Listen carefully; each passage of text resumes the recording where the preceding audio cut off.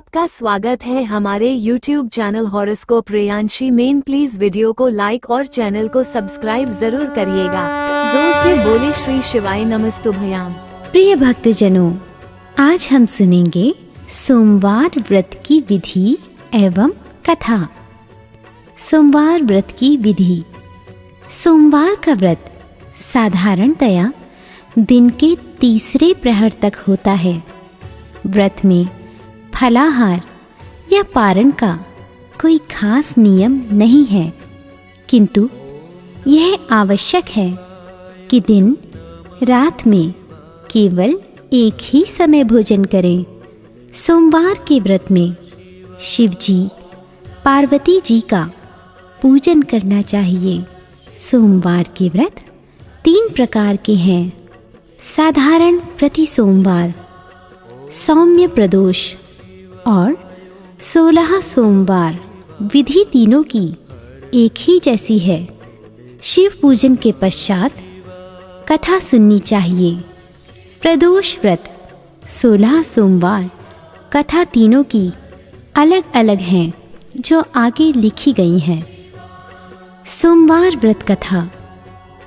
एक बहुत धनवान साहूकार था, जिसके घर धन आदि किसी प्रकार की कमी नहीं थी, परंतु उसको एक दुख था कि उसके कोई पुत्र नहीं था।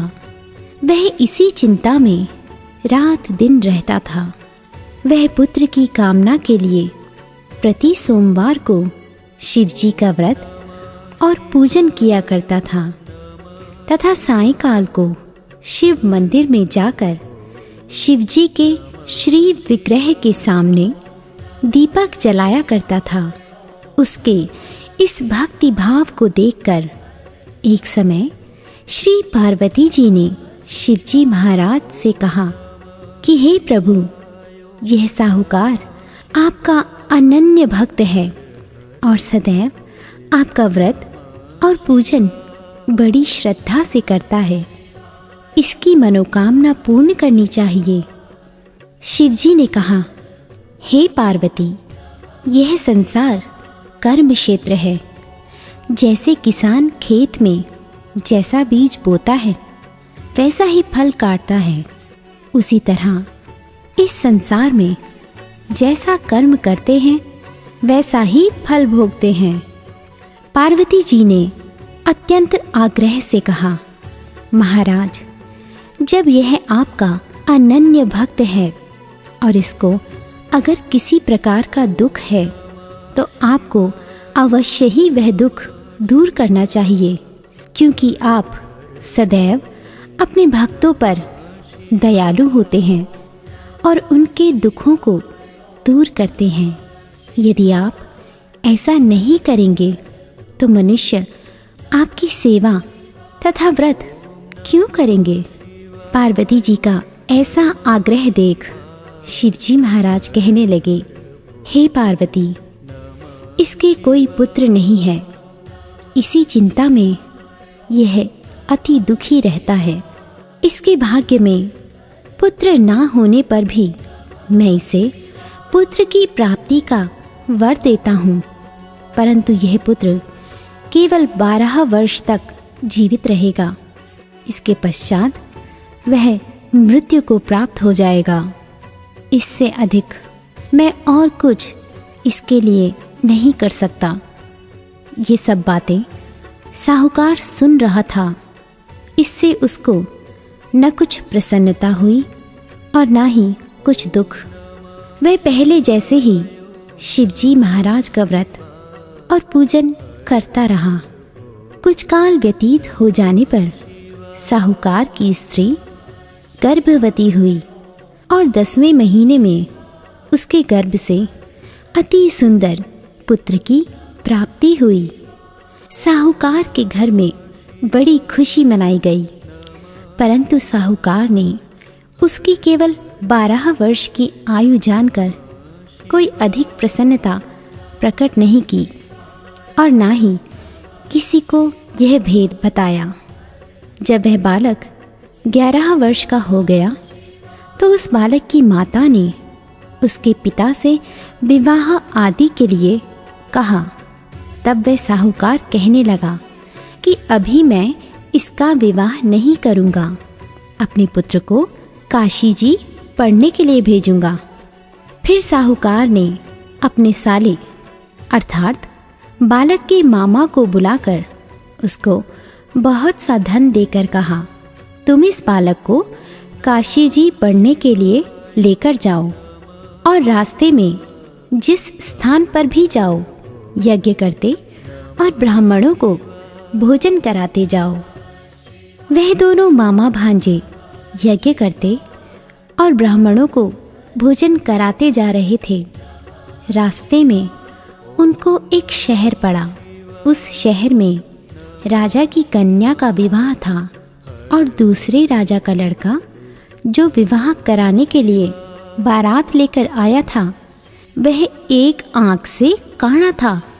उसके पिता को इस बात की बड़ी चिंता थी कि कहीं वर को देख कन्या के माता पिता विवाह में किसी प्रकार की अड़चन पैदा न कर दें।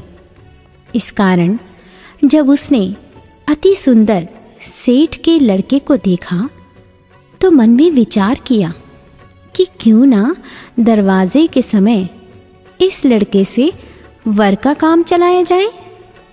ऐसा विचार कर वर के पिता ने उस लड़के और मामा से बात की तो वे राजी हो गए।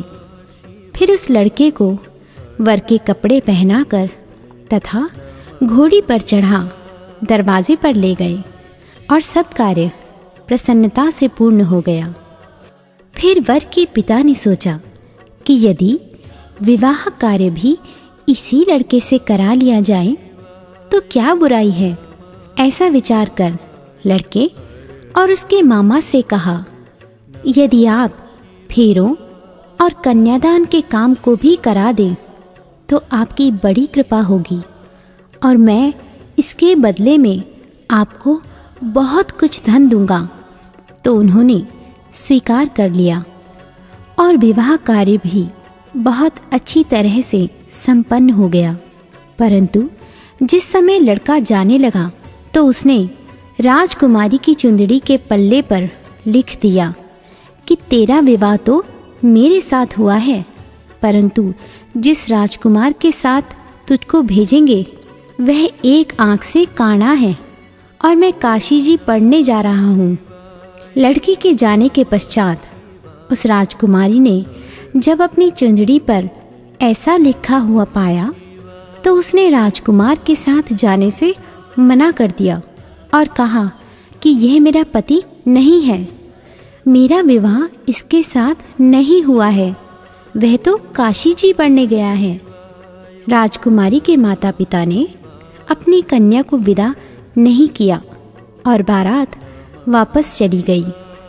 उधर सेठ का लड़का और उसका मामा काशी जी पहुंच गए। वहां जाकर उन्होंने यज्ञ करना और लड़के ने पढ़ना शुरू कर दिया। जब लड़के की आयु 12 साल की हो गई उस दिन उन्होंने यज्ञ रचा रखा था कि लड़के ने अपने मामा से कहा, मामा जी आज मेरी तबीयत कुछ ठीक नहीं है। मामा ने कहा, अंदर जाकर सो जाओ। लड़का अंदर जाकर सो गया और थोड़ी देर में ही उसके प्राण निकल गए। जब उसके मामा ने देखा कि वह बालक मुर्दा पड़ा है तो उसको बहुत दुख हुआ और उसने सोचा कि अगर मैं अभी रोना पीटना मचा दूं तो यज्ञ का कार्य अधूरा रह जाएगा। अतः उसने जल्दी से यज्ञ का कार्य संपन्न कर ब्राह्मणों के जाने के बाद रोना पीटना आरंभ कर दिया। संयोगवश उसी समय शिव पार्वती जी उधर से जा रहे थे। जब उन्होंने जोर जोर से रोने की आवाज़ सुनी तो पार्वती जी कहने लगी, महाराज कोई दुखिया रो रहा है, इसके कष्ट को दूर कीजिए। जब शिव पार्वती जी ने पास जाकर देखा तो वहाँ एक लड़का मुर्दा पड़ा था। पार्वती जी कहने लगी, महाराज, ये तो उसी सेठ का लड़का है जो आपके वरदान से हुआ था। शिवजी कहने लगे, हे पार्वती, इसकी आयु इतनी ही थी सो यह भोग चुका। तब पार्वती जी ने कहा, हे महाराज, इस बालक को और आयु दो, नहीं तो इसके माता पिता तड़प तड़प कर मर जाएंगे। पार्वती जी के बार बार आग्रह करने पर शिवजी ने उसको जीवन दान दिया और शिवजी महाराज की कृपा से लड़का जीवित हो गया। शिव पार्वती कैलाश चले गए। तब वह लड़का और मामा उसी प्रकार यज्ञ करते और ब्राह्मणों को भोजन कराते अपने घर की ओर चल पड़े। रास्ते में वे उसी शहर में आए जहाँ उसका विवाह हुआ था। वहाँ पर आकर उन्होंने यज्ञ आरंभ कर दिया तो उस लड़के के ससुर ने उसको पहचान लिया और अपने महल में ले जाकर उसकी बड़ी खातिर की। साथ ही बहुत दास दासियों सहित आदरपूर्वक लड़की और जमाई को विदा किया। जब वे अपने शहर के निकट आए तो मामा ने कहा, मैं पहले तुम्हारे घर जाकर खबर कराता हूँ। जब उस लड़के के मामा घर पहुँचे तो लड़के के माता पिता घर की छत पर बैठे हुए थे और यह प्रण कर रखा था कि यदि हमारा पुत्र सकुशल लौट आया तो हम राजी खुशी नीचे आ जाएंगे, नहीं तो छत से गिरकर अपने प्राण खो देंगे। इतने में उस लड़के के मामा ने आकर यह समाचार दिया कि आपका पुत्र आ गया है, तो उनको विश्वास नहीं आया। तब उसके मामा ने शपथ पूर्वक कहा कि आपका पुत्र अपनी स्त्री के साथ बहुत सारा धन लेकर आया है। तो सेठ ने आनंद के साथ उनका स्वागत किया और बड़ी प्रसन्नता के साथ रहने लगा।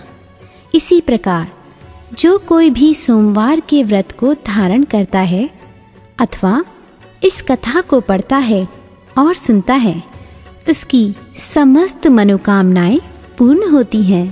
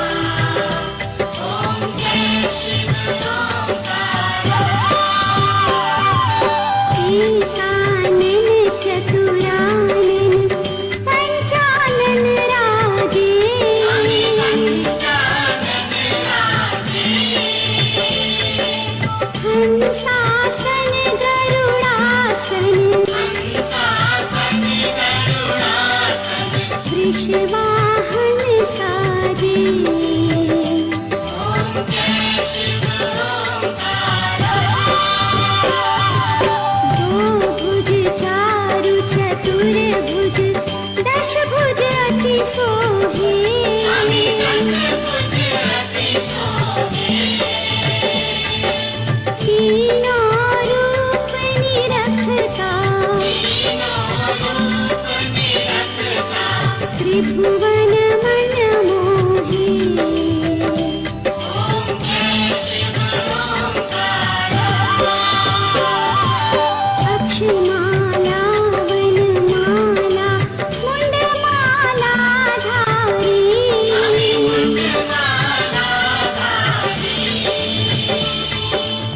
चंदन मृग मद सोहे भोले शुभकारी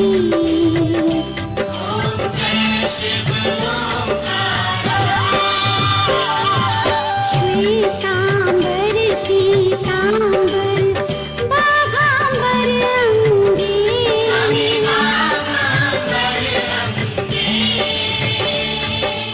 सनकादिक ब्रह्मादिक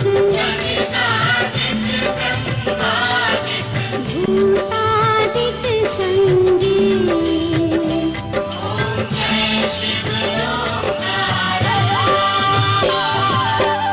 कर्मध्ये सुकमंडल चक्र त्रिशूल धरता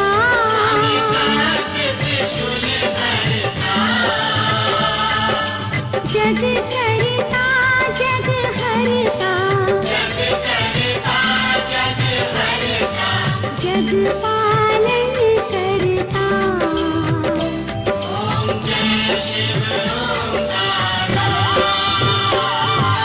ब्रह्मा विष्णु सदा शिव जानत अविवेका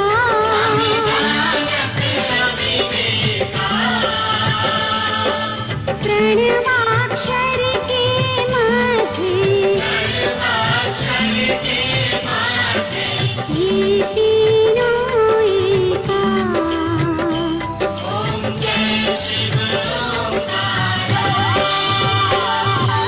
त्रिगुण स्वामी की आरती जो कोई नर गावे